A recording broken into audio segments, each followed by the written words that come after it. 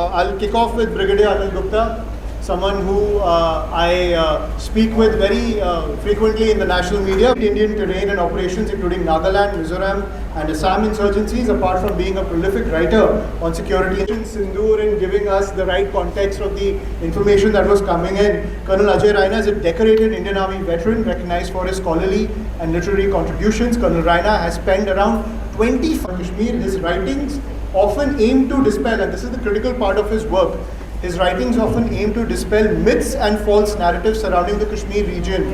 An objective underscored in his works like Kashmir Narratives, Myths versus Facts. He features frequently in podcasts and dialogues and forums such as the Jaipur Dialogue, something I follow very prominently, where he lends his expertise as a military historian and commentator.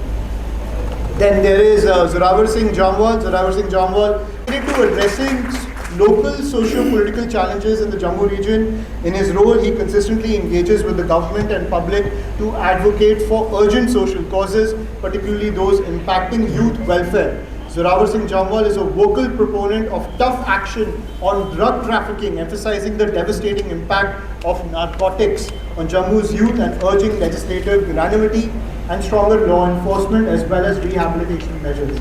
Beyond activism, Zorawar Singh Jamwal is also known in the journalistic realm. He has held leadership positions in the Press Club of Jammu, where he served as Secretary General, Treasurer and Executive Committee member. Then, without any further ado, we have Major General Govardhan Singh Jamwal, someone with a storied record. Major General Govardhan Singh Jamwal is a highly respected Indian Army veteran, academic, environmentalist and author whose impactful career continues to inspire. Commissioned into the army in 1947 by Maharaja Hari Singh of Jammu, he holds the unique distinction of being the only general of the Indian Army commissioned from the state forces before 1947.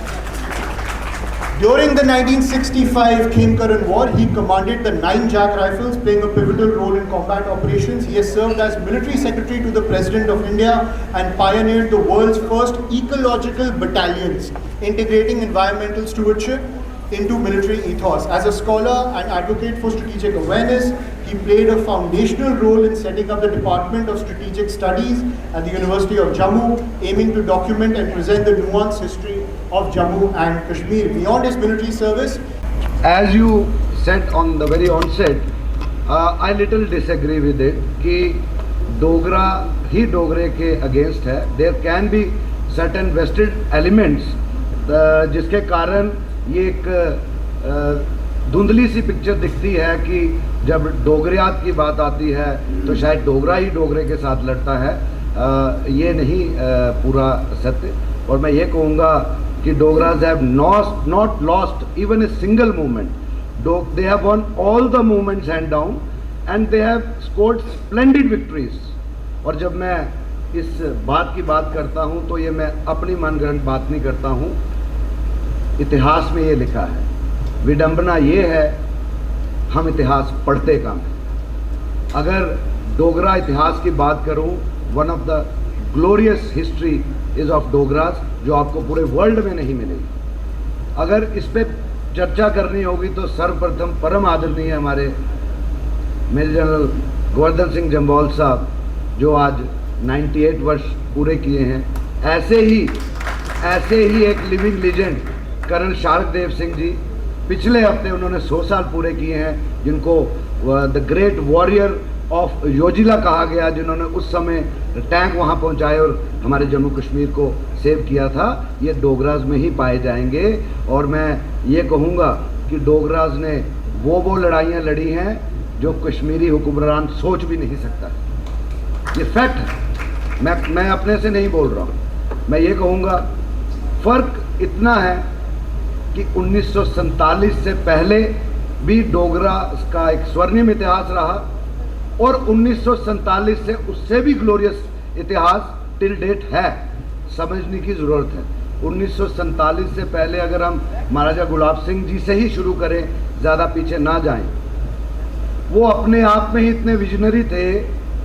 उन्होंने एक जम्मू को उस समय जम्मू कश्मीर, गिलगित, स्कार्दू, तिब्बत वह आदि बनाया जब पूरा भारतवर्ष आहिस्ता आहिस्ता इसके छोटे बड़े राज्य अंग्रेज़ों के अधीन हो रहे थे, गुलाम हो रहे थे. ये दूरदर्शिता ये डोगरा जीन्स में है, ये हम डोगरा सभी वॉरियर्स में है, क्योंकि वो जो तब लड़े, जनरल साहब हमेशा कहते हैं, तो वो सिर्फ राजपूत नहीं लड़े, वो सारे डोगरा लड़े, हर कास्ट, कम्युनिटी, कलर, रिलीजन के लड़े, इसीलिए हम डोगरा कहलाते हैं। हम में और उनमें ये फ़र्क है, they get united because of religion, we get united because of national integrism, और राष्ट्रवाद के कारण हम डोगरास को बनाया जाता है। और डोगरास ने कभी भी छोटी लड़ाई नहीं लड़ी, है मेरा मानना है। डोगरास हमेशा राष्ट्रवाद के लिए, एजुकेशनल इंस्टीट्यूशंस के लिए, नेशनल इंटीग्रेशंस के लिए और सिविलाइजेशन की लड़ाइयाँ लड़ी हैं डोगरों ने। 1947 के बाद अगर हम आ जाएं, लेट्स स्टार्ट फ्रॉम 1953-52, 1952-53 सब जानते हैं, इसमें कोई दो राय नहीं है। जब यहाँ पर एक आंदोलन शुरू हुआ, एक निशान, एक प्रधान, एक संविधान, जनसंघ, राष्ट्रीय स्वयंसेवी संघ के नौजवान और कई जम्मू की जो ऑर्गेनाइजेशंस थी उसके साथ जुड़ी डोगरास इकट्ठे हुए एक आंदोलन शुरू हुआ, ये सब जानते हैं, इसमें कोई दो राय नहीं है।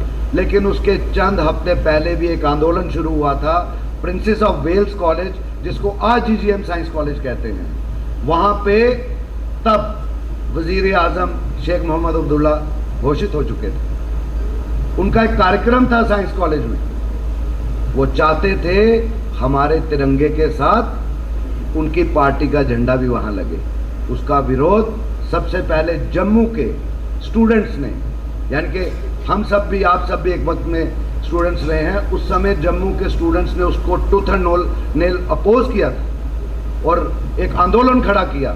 पहली बार डोगरों में इतनी बर्बरता हुई, लाठीचार्ज और टेयर गैस शेल जम्मू ने फर्स्ट टाइम विटनेस किया था। लेकिन जम्मू के लोग हारे नहीं, जम्मू के लोग सब इकट्ठे रहे और अल्टीमेटली 9 अगस्त 1953 को शेख साहब इतने फ्रस्ट्रेटेड हो गए डोगरास की यूनिटी देखते हुए, छात्रों की यूनिटी को देखते हुए, कि उन्होंने आरएसपुरा में एक ऐसा फ्रस्ट्रेटेड बयान दिया, and there was a fall of Sheikh Mohammad Abdullah. ये भी जीत डोगरास की थी। मैं इसलिए कह रहा हूँ कि डोगरास ने कभी कोई मूवमेंट हारी नहीं और आज तक जीती है।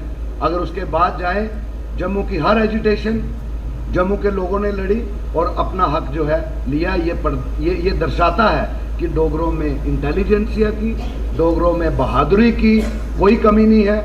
आयुष्मान से बड़ा एग्जाम्पल आज के वक्त में कौन होगा?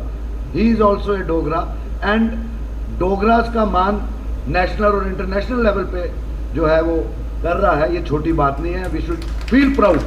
अगर आगे चलें, 1966-67 की agitation, there were number of demands, but one of the important demands was independent university for Jammu students. That was the demand for University of Jammu. For that also Dogras fought.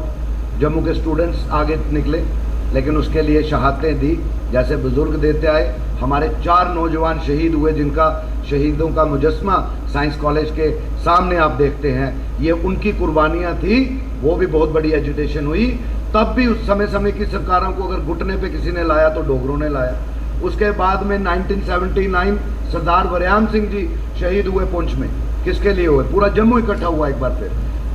कुल मिला के मैं आयुष्मान ये कहूँगा कि जम्मू जो है वो एक राष्ट्रवादी सोच के लिए, राष्ट्रता को मजबूत करने के लिए हमेशा लड़ा। उसको कुर्बानियाँ भी देनी पड़ी, सहना भी पड़ा, लेकिन कभी भी डोगरा ने राष्ट्रवाद के लिए कभी पीछे नहीं हटा। और आज भी Manu Khajuria sitting next there, ये भी आपकी तरह प्राउड डोगरा हमारी बहन है, जो वॉइस ऑफ डोगरा लंदन में, फॉरेन में, आज भी अगर डोगरों की आइडेंटिटी इंटरनेशनल लेवल पे है, ये यंग बच्ची जो है वहाँ पे कर रही है। हमें अपने आगे पीछे देखना होगा, ऐसे मजबूत करना होगा नौजवानों को, एक दूसरे के साथ खड़े होकर प्रयास करना पड़ेगा। और मैं आपको यकीन से ये कह सकता हूँ कि उस समय भी जब शेख मोहम्मद अब्दुल्ला की बर्बरताएँ हुई थी, the father of journalism of Jammu and Kashmir Lala Mulk Raj Saraf जी, उनकी एक अखबार होती थी कश्मीर पोस्ट, उसमें उन्होंने लिखा था एट्रोसिटीज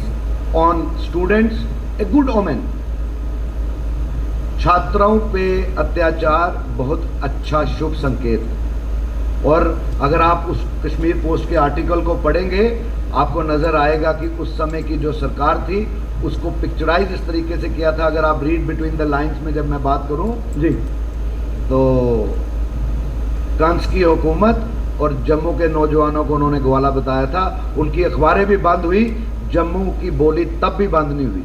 तो मैं ये कहूँगा आयुष्मान जी कि आज भी Dogras have never lost, Dogras have always won, लेकिन चंद वेस्टेड इंटरेस्ट शायद कुछ ऐसा करते हैं। और डोगराज सबसे बड़ी बात है, पॉलिटिकल आउटफिट्स बहुत होंगी यहाँ पे, हम भी कहीं ना कहीं किसी न किसी पार्टी से वाबस्ता है, लेकिन जब बात जम्मू की आती है, जब बात राष्ट्र की आती है, तो डोगरे पूरे हिंदुस्तान में एक एग्जाम्पल हैं।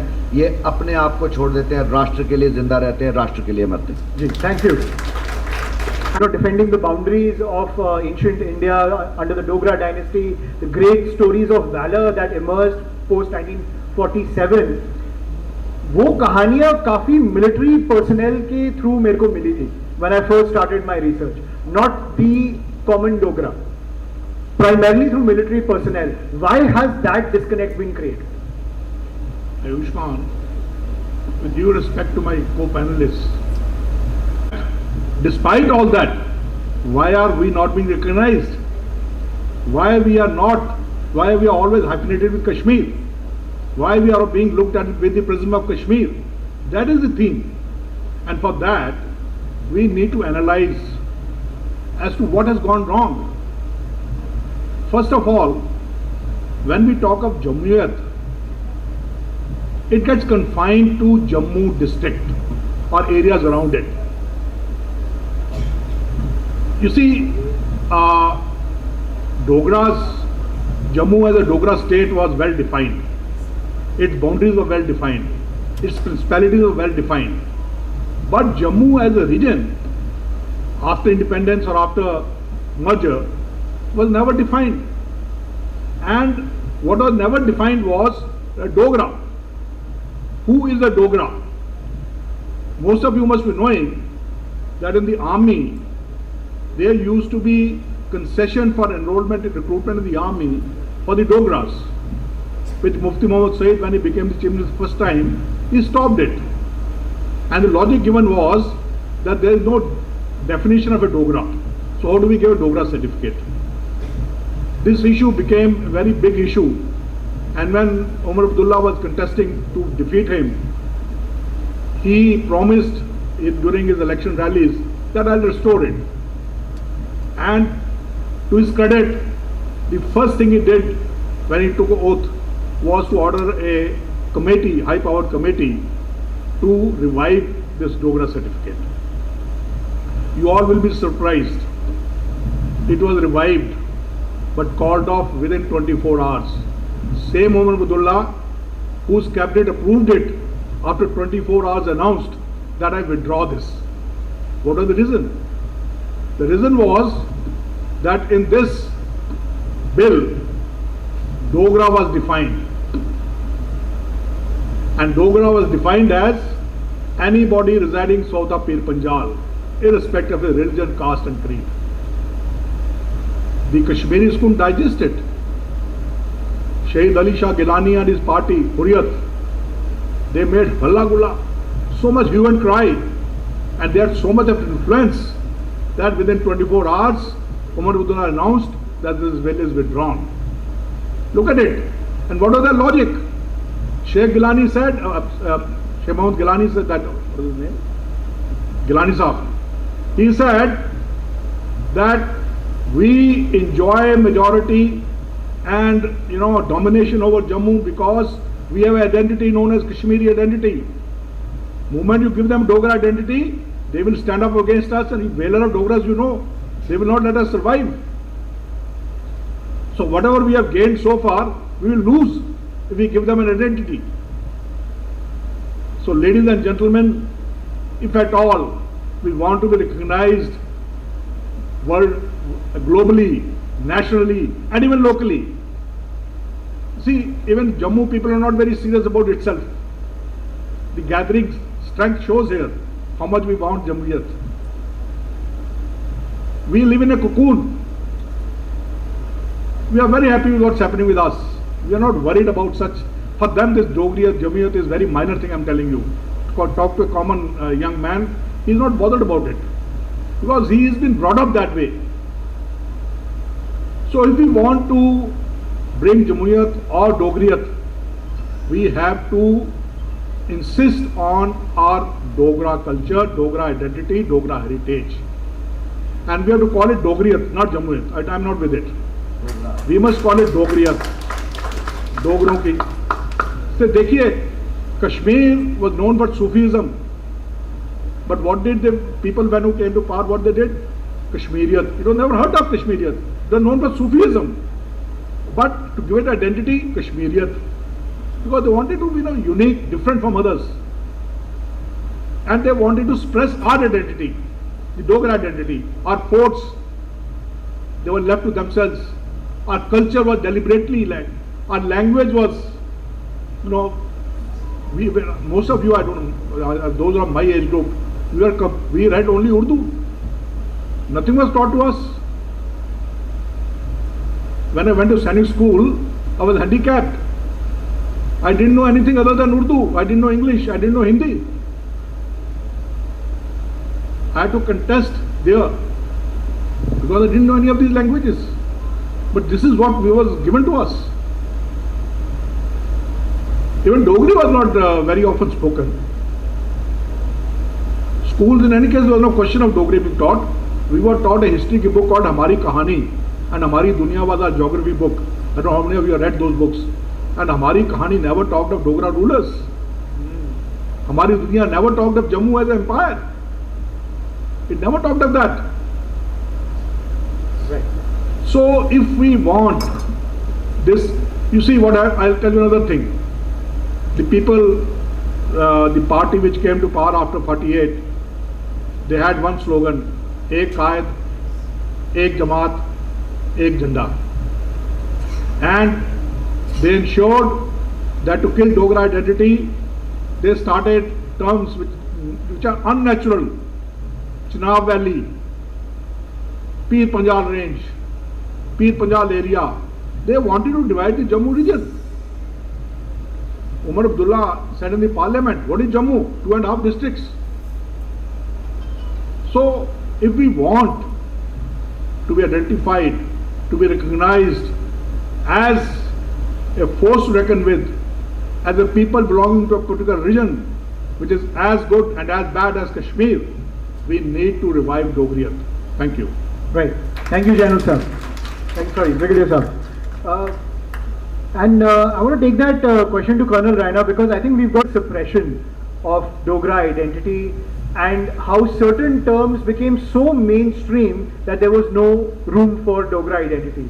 So it seems that there is suppression, yet pride, and there is an idea that's getting squashed between two things. Where do you stand on that? चलो वो साड़ी अंदर वाली प्रॉब्लम है. बाहरों दिखने गड्डी बड़ी स्ट्रांग है रोग, लेकिन अंदर जेडे फिशर्स हैं ना उन्हें एड्रेस करना जरूरी है. असें हिस्ट्री गल की है, पास दिखा, एंड मैं जियां आखना मैं दोनों स्टीम स्पीकर्स कन्नै फुली सहमत हाँ. हूँ करना क्या है,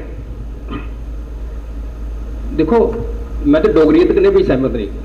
जिस चीज़ की राइम करे कश्मीरियत कन्नै मैं डोगरीत की आखा, मैं डुगरा का जो कुछ होर कि नवा वर्ड मे भी अगली बार सुनाई चलाचे. तो मैं थोड़ा बाहरले पासे चले आ, जिस तुम आके दसो नैशनल स्ट्रीम उत्थे मैं हमेशा अपने आप ही पुंछी डोगरा करिए रिकगनाइज करना. मेरी रूट्स बाग च न जेड़ा अज POJK च है. मेरी डोगरी भी थोड़ी इन्फ्लुएंस है पुंछी कन्नै, थोड़ा you have to bear with me. आखने का मतलब है अस पुंछी बनिए, अस भद्रोए बनिए, अस बसोली वाले बनिए, भड्डो वाले बनिए. फिर वो गल आई कि जम्मू च गै रहा. फिर जो साढ़े महाराजा हरि सिंह ने ओथ ली ही उन्हें आख्या हा मेरा इको धर्म है, इको रिलीजन है, वो है जस्टिस. अस उसी भुलिए. और अज मैं फैक्ट सुनाना, अस जो सैकुलरिज्म की गल करना, हालांकि मैं सैकुलरिज्म मेरा अपना बड़ा रेडिकल आइडिया, ये मंच नहीं है उस बारे गल करने. डाइवर्सिटी की गल करचे, जिथे लोग डाइवर्स हैं लेकिन यूनिटी कन्नै रौंहदे न. ते तुस जम्मू कोला वैस्ट जाए देखो, नैक्सट जगह कुत्थे थोंदी है तुसें एक देश का नाम दसो जम्मू के वैस्ट अगे आले पासे जागो तुस, वेस्ट एशिया, यूरोप, मनो और लंडन जाए नहीं पता उत्थे क्यों आ अज. अस लास्ट पोस्ट हाँ जिथे अस डाइवर्सिटी भी है तो यूनिटी भी है, जिथे हिंदू भी हैं, मुसलमान भी हैं, सिख भी हैं, क्रिश्चियन भी हैं, जैन भी हैं, बुद्धि भी हैं, तिब्बती तू गिनी चलो। अगर इंडिया या भारत जिसे अस एंटिटी आखने उसी छोटा कर मिनिएचर रूप देखचे तो जम्मू है और लास्ट पोस्ट है। साड़ी अहमियत असें समझनी पौनी है। साढ़े राजे महाराजे देश की बाउंड्री तय की, तिब्बत तक ले गए, स्कार्दू ले गए, उनका बस चलता तो जनरल जोरावर सिंह और 2 साल होंगे तो उन्हें करागुरम टप्पी जाना हाँ, लेकिन वो अदों को जियो पॉलिटिक्स अलग ही। अज अस गाजे ना असें छड़ी तलवार के चुकी, साढ़े इतने कोई हिस्टोरिक मंदिर नहीं है, इसलिए अज अस आखने अस लिटरेचर नहीं लिखने क्योंकि साढ़े असें सिक्खिया कि नहीं। जो जरूरत पई तलवार चुकी चली पे घरों, वापस आए नहीं आए, कोई चित्राल च मुक्किया, कोई तिब्बत च मुक्किया, ये साडा DNA है। तो इसलिए हूँ मेरा पर्सनल व्यू है इस टाइम उपर कि असें हूँ अपनी आइडेंटिटी, अपनी पहचान और अपना जो हक है वो लड़ना पौना है। बगैर रोए तो माँ दुद्ध नहीं पिलांदी, बच्चे ही सारे पता है। इनफैक्ट डुगर राज, जम्मू प्रदेश, जम्मू स्टेटहुड, जम्मू यूटी जी थोड़ी गल्लां करनी शुरू हुई, मैं वह बड़ा वोकल एडवोकेट हाँ। और अगर अज मैं मंच पर एक प्लेटफॉर्म पर बेइए इसे अस लॉन्च नहीं कराने, उसका भी एक रीजन है अगेन नेशनलिज्म। इसलिए साढ़े देश के हालात थोड़े जे डवाडोल हैं। तुम दिखा दो कदे वोट चोरी वाला चली पौंदा, कदे मराठा एजुकेशन चली पौंदा। अस नहीं चाहते कि इसलिए CIA डीप स्टेट की गेम चला दी है, इसलिए साड़ी स्टेट साड़ी रजीम चेंज करने वाली, उसलिए अस होर विवाद पाचे, ये साड़ी सोच है। अस आख्या ठीक है, अस अपनी आवाज़ मार्च महीने दिल्ली च रखे, अदों तक चुप रौने, लेट द थिंग स्टेबलाइज। तो this is how we think. जिले जोरावर ने आख्या कि अस वहाँ क्या आखदे उसी नैशनलिज्म साढ़े अंदर भरे दा। ब्रिगेडियर साहब ने आख्या कि असें हमेशा देश लिए सोचा, this is how we think. तो मेरा यंग जनरेशन कन्नै इन्ना रिक्वेस्ट है, मेरी तुस अगर मेरे फोन पर फोन करके फोन उत्थे पेदा तो उत्थे रिंग टोन है, अस डोगरे आखने शाने कन्नै, तुस भी लाओ 10 मिनट अपने घर। मेरी बेटी आपे चली, कल उसी छोड़ी आया मैं दिल्ली LSRC च, लेकिन उसी मैं यो आख्या बेटा जम्मू, वो समझती है कि मैं डोगरा पहले हाँ, दैट आइडेंटिटी। हूँ अंग्रेजी पढ़ा, अंग्रेजी बोल, मनोर भी शायद LSRC प्रोडक्ट है, तो वो साढ़ा जीवन का सच है। बच्चे जाना है, प्रोग्रेस करना है, लेकिन रूट नहीं भुलनी, और रूट भुलगन तो गलती साड़ी है। तो मैं इसलिए अगे फॉरवर्ड लुकिंग विचारधारा विश्वास करना, जो होई आ सबक सीखने चाहिए। साढ़े में एक मेन प्रॉब्लम इतने रही है, अस एजुकेशन करने फिर एजुकेशन बंद हो जाता है। जवाल साहब ने बड़े गनाए 4, 5, 6, लेकिन अगर 70 साल 7 एजुकेशन के होए, असें क्या किया, छोटे छोटे नुकते पढ़े, फिर असें अपनी एक डिमांड रखी, उसी पूरा कराया। हूँ शायद टाइम आई है असें बड़ा डिमांड करिए, पहले अपने आप ही सिक्योर करना पौना, फिर अंदर दिख लगे कुत्थे केह् करना, कुत्थे कन्नै केह् करना। तो इस संदेश कन्नै यंग जनरेशन बैठी सामने, असें खपाई ओड़ी अपनी उम्र जो भी करना कीता। तुस फ्यूचर हो साडा, तुस भविष्य हो। अस इयो उम्मीद करने कि जिथे भी जाओ डोगरा, असें दुएं गालें करने की जरूरत नहीं है, अस डोगरे हाँ, आखने हैं शाने कन्नै। ये पर तुस रखो, अपनी डोगरी के अगे रखो, एंड जिस डोगरा आखियो कोई तुंदे पर शक भी नहीं कर सकता कि तुस एंटी नेशनल हो या तुस सैपरेटिस्ट हो। वो साढ़े कन्नै टैग लग्या कि नहीं कि असें हरकत की कि नहीं। इससे कन्नै मैं अपने वाणी विराम दिना। This is how I look at it. Thank you. तो एक बात पे तो सहमति है, गिवन द फैक्ट कि हर डोगरा फैमिली में एक सर्विंग आर्मी मेंबर होता है, हर डोगरा फैमिली उसके रूट से ऐसे कनेक्टेड है, और कि जैसे कश्मीर में सेपरेटिज्म थ्राइव किया, जम्मू में तो जड़ ही नहीं लेने दिया सेपरेटिज्म को, कोई आइडिया ही नहीं उसका जेनेसिस होने दिया जम्मू के अंदर। लेकिन तब भी अगर हम अपने नेशन बिल्डिंग की अगर बात करते हैं, और प्राइम मिनिस्टर मोदी का ये पूरा मैसेज है कि अपने रूट से अटैच्ड हमारी नेशन बिल्डिंग होनी चाहिए। नया Bharat has to be connected to its past, is what Prime Minister Modi has put forward as a national vision. तो जम्मू कल्चर जो इतने टाइम से साइडलाइन हो चुका है, जिसके सेंटर में प्रोपोनेंट्स भी उसका नीडल इतना मूव नहीं कर पाए, उसको इतनी अहमियत नहीं दे पाए नेशनल नैरेटिव्स में, तो लेकिन 6 years post the abrogation of article 370, और ये क्वेश्चन मैं जनरल जामवाल से पूछना चाहूंगा। सर, आपने तो 1947 से देखा है, आपने 1947 से देखते आ रहे हो जितनी मूवमेंट्स हुई हैं, जितना चेंज इस ये देश ने एक्सपीरियंस किया है, और जम्मू ने जो एक्सपीरियंस किया है मेन स्ट्रीम में लाने के लिए।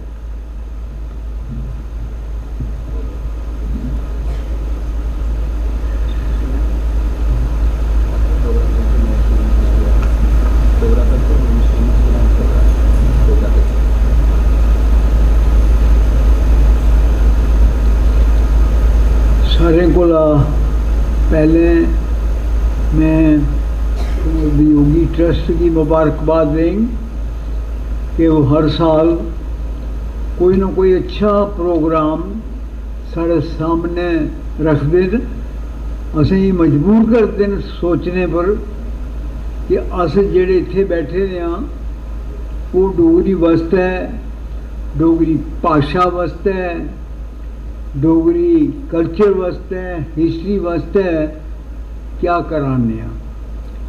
वो दिल्ली दा नहीं है, इस बारिश विच, इस मौसम विच बैठे दिन मेहरबानी तुस भी आए, बहुत अच्छा।